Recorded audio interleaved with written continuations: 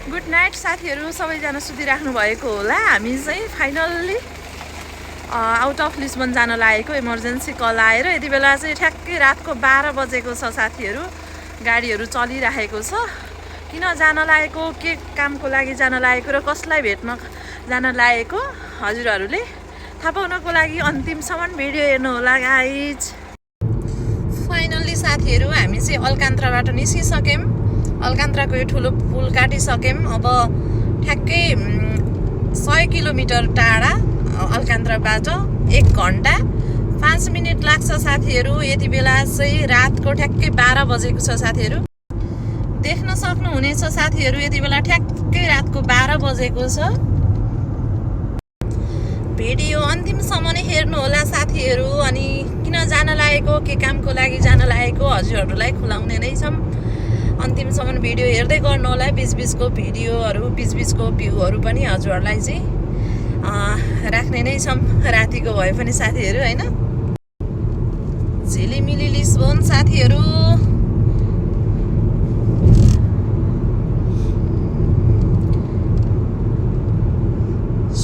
सुनसानै छ रोडहरू चाहिँ। अब किनभने रातिको समय हो नि त साथीहरू होइन।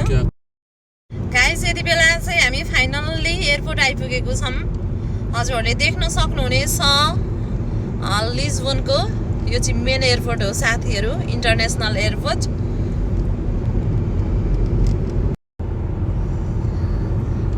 इन्टरनेसनल एयरपोर्ट देख्न सक्नुहुन्छ है साथीहरू। रातिमा त्यस्तो क्लियर चाहिँ आएको छैन। फाइनल्ली साथीहरू हामी चाहिँ यो रातोको 16 किलोमिटर लामो पुलमा आइपुगेको छौँ। यो पुलको नाम चाहिँ साथीहरू वासिडो गामा। यो चाहिँ लिस्बनको मेन सिटीको पुल हो। एकदमै लामो छ साथीहरू। हजुरहरू देख्न सक्नुहुनेछ राम्रोसँग। लाइटै लाइट छ। ठ्याक्कै अब 12 बजेर 9 मिनट गयो है साथीहरू। यति बेला चाहिँ हामी 9 मिनट आइसक्यौँ यतातिर। यो चाहिँ एकदमै फेमस पुल हो रातोको, वासिडो गामा। वासिडो गामा साथीहरू।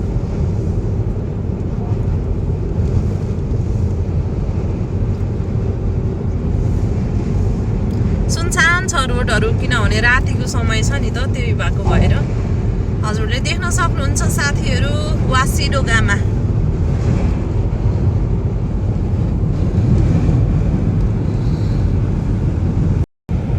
जति पनि साथीहरू यो ब्ल्याक ब्ल्याक देखिराख्नु भएको छ नि हजुरहरूले, यो चाहिँ सबै समुद्र हो है। समुद्र रातिको बेला भएको भएर क्लियर आएको छैन। समुद्र हो साथीहरू, सबै समुद्र।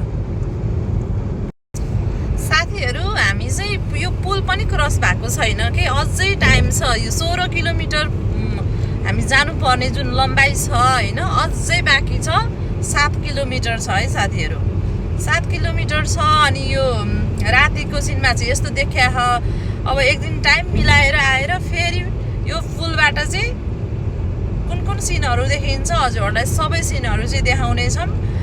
जबसम्म मलाई लाग्छ यो पुलबाट चाहिँ फ्रीपोर्ट पनि देखिन्छ। अझसम्म हामीले चाहिँ यो पुललाई चाहिँ क्रस गरेको छैनौँ। अन द वेमै छौँ है साथीहरू। साथीहरू यो लाइट बलिराखेको छ नि, यो चाहिँ फ्रीपोर्ट हो है साथीहरू। क्लियरली चाहिँ आएको छैन। यो फ्रीपोर्टमा चाहिँ एकदमै सामानहरू डिस्काउन्टमा मिल्छ। अनि अफर पनि लागेको हुन्छ बेला बेलामा होइन, रिजनेबल। जङ्गलको बाटो आइपुग्यौँ है साथीहरू। आमामा यति बेला पनि चलेको यार गाडी। होइन मान्छेहरू कहिले सुत्ने होला कि है। विदेश भनेको त विदेशै हो यार। गाइज अब हामीले चाहिँ जङ्गल क्रस गर्दैछौँ। जङ्गलको बिचमा चाहिँ छोटो छोटो गाउँ, सानो सानो गाउँहरू छ। एकदमै जङ्गल छ। सुनसान। अहिले त गाडी पनि एउटा नि चलेको छैन साथीहरू है।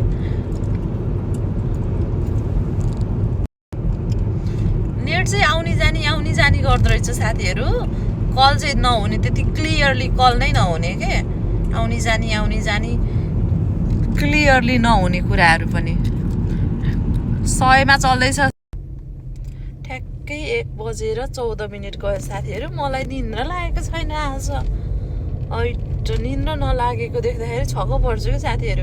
यतिखेर त म त निदै सक्थेँ त घरमा भए त। फाइनल्ली साथीहरू हामी चाहिँ आइपुग्यौँ है त। सरररररररर फाइनल्ली हामी आइपुग्यौँ साथीहरू।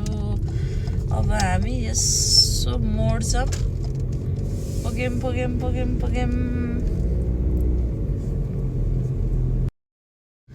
घर चाहिँ सानो सानो हुँदो रहेछ साथीहरू। यताको घर चाहिँ ठ्याक्कै साइप्रसको जस्तै क्या, सानो सानो